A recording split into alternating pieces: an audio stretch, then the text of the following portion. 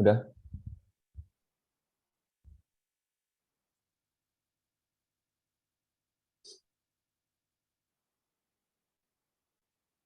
Baiklah, selamat malam semuanya. Kami dari kelompok 7, Sylvia Regina Gumulung, Rina Rusada, Muhammad Afal Zaki, saya sendiri, Ricky Anderson, dan Hendri Gunawan, siap memaparkan hasil makalah UAS kami. Baik, slide pertama.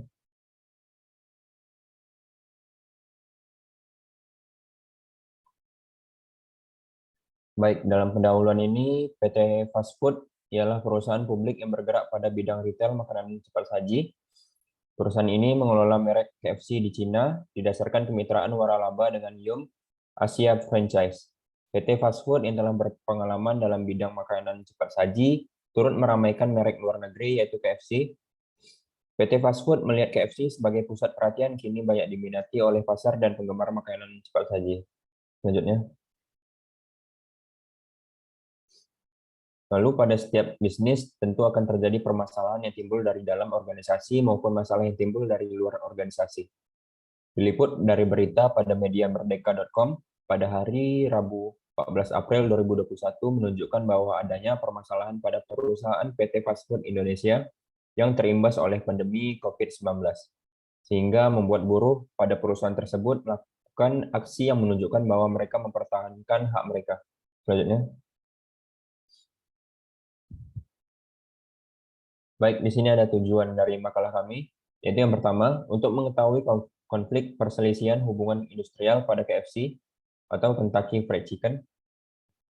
Lalu yang kedua, untuk mengetahui perundingan dalam penanganan perselisihan industri.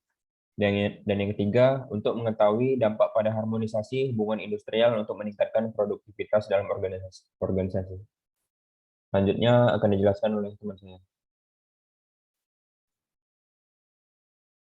Itu tinjau pustaka utama industri tersebut. Jadi menurut Darlington dan Munchin 2011, perselisihan industrial didefinisikan sebagai konflik atau perbedaan pendapat antara manajemen dan pekerja mengenai ketenaga kerjaan. Ini adalah ketidaksepakatan antara perwakilan majikan dan karyawan yaitu serikat pekerja. Masalah ketidaksepakatan biasanya gaji atau kondisi kerja lainnya. Yang berarti setiap perselisihan atau perbedaan antara pengusaha dan pengusaha atau antara pengusaha dan pekerja atau antara pekerja dan pekerja yang berkaitan dengan pekerjaan atau pekerjaan atau syarat-syarat kerja atau dengan kondisi kerja dari setiap orang. Lalu ada negosiasi merupakan pengetahuan strategis yang membereskan suatu konflik atau masalah dengan cara yang bisa diterima oleh kedua belah pihak yang bersangkutan. Pada negosiasi, untuk disetujui dengan sudut pandangnya, maka tiap masing-masing pihak mencoba untuk mewujud supaya sesuai dan terarah dengan keputusan yang diminta. Pada waktu bernegosiasi ini, masing-masing pihak yang berada pada waktu negosiasi berusaha memungkiri pertengkaran, tetapi setuju untuk menggapai beberapa bentuk kesepakatan.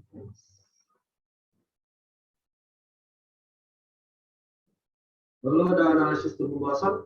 Perundingan dalam penanganan perselisihan industri dan berdampak pada harmonisasi hubungan industrial untuk meningkatkan produktivitas dalam organisasi. Jadi Fast Food Indonesia adalah perusahaan kelas atas yang bergerak pada sektor makanan dan restoran yang menghasilkan keuntungan triliunan rupiah setiap tahun. Akan tetapi prosedur yang ditetapkan pada umumnya tidak sehingga keuntungan bisnis yang dicapainya. Dengan alasan pandemi COVID-19 pada bulan April 2020, Fast Food Indonesia menetapkan kebijakan pemotongan upah dan upah dan membayar THR tidak sesuai dengan ketentuan perjanjian kerja bersama atau PKB KFC yang mengundurkan pembayaran upah lembur buruh. Selanjutnya akan dijelaskan oleh ini. Pengaruh dari kebijakan ini, sebagian pekerja KFC ini menerima upah jauh di bawah upah minimum kabupaten atau kota yang berlaku pada tahun 2020.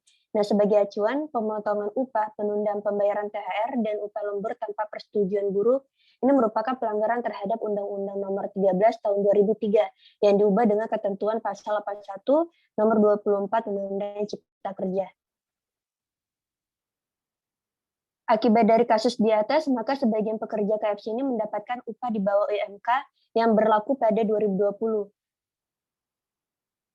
Buruh mengalami penundaan pembayaran THR dan upah lembur tanpa persetujuan buruh bentuk pelanggaran terhadap UUD nomor 13 tahun 2003 sebagaimana diubah dalam ketentuan pasal 81 angka 2 Undang-Undang Cipta Kerja. Nah, maka dari itu pihak buruh melakukan penuntutan kepada perusahaan dan kelompok penulis menjelaskan analisa dan pembahasan yang dijelaskan sebagai berikut.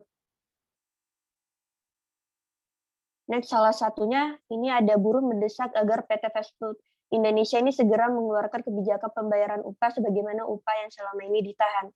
Menurut analisa pembahasan pada kelompok penulis, hal ini bisa ditanggulangi dengan cara perusahaan melakukan pertemuan antara pihak buruh dan perusahaan dan memberikan penjelasan bahwa perusahaan sedang mengalami kesulitan yang timbul akibat pandemi COVID-19.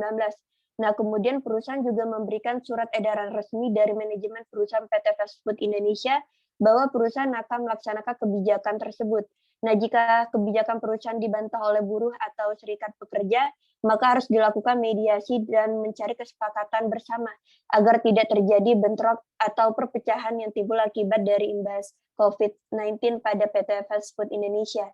Nah, dengan demikian maka bisa meminimalisir perpecahan yang timbul antara pekerja dengan buruh pada perusahaan. Berikutnya akan disampaikan oleh Sylvie.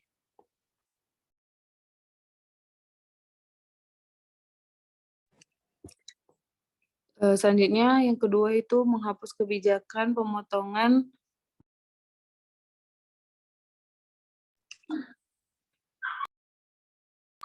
upah dan hold upah. Jadi menurut hasil analisis pembahasan pada kelompok penulis mengenai tuntutan buruh ini, pemotongan upah tidak menjadi masalah jika perusahaan melakukan pemotongan jam kerja. Tapi jika jam kerja tetap normal, tapi dilakukan pemotongan upah, hal ini akan merugikan pihak buruh karena apa yang didapatkan tidak sesuai dengan apa yang dikerjakan. Karena itu sudah menjadi kewajiban dari perusahaan, karena perusahaan itu berkewajiban untuk memberi upah sesuai dengan jam kerja yang sudah dilakukan oleh buruh. Nah, jika dengan hold upah, menurut analisa penulis, hold upah itu bisa terjadi akibat beberapa hal. Salah satunya yaitu cash flow perusahaan sedang tidak stabil, sehingga terjadi penundaan pemberian upah kepada karyawan. Namun jika disosialisasikan dengan baik, maka tidak akan menimbulkan perpecahan.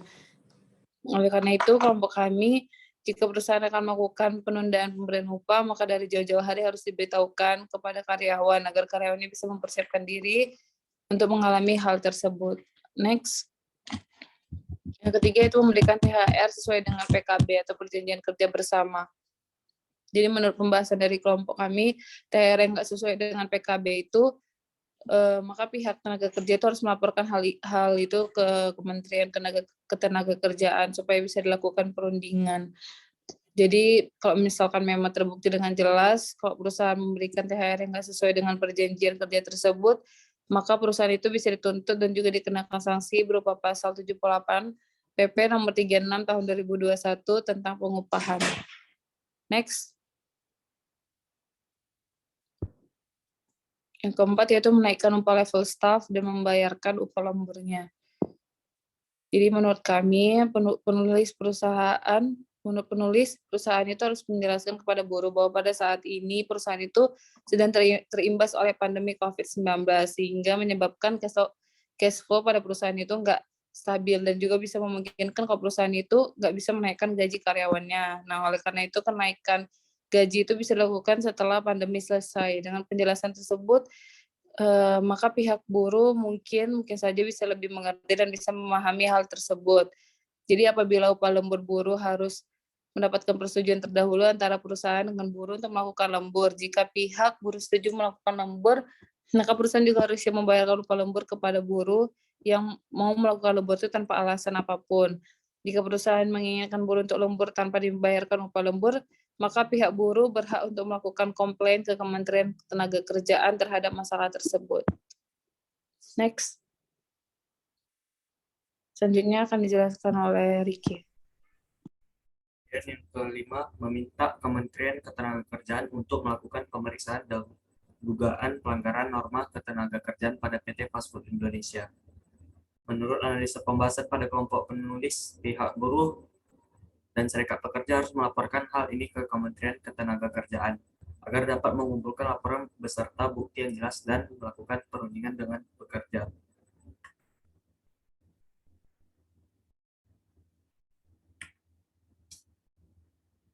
Kesimpulannya, ada beberapa poin yang tidak dijalankan perusahaan karena kurangnya komunikasi antara pihak perusahaan dengan pihak buruh.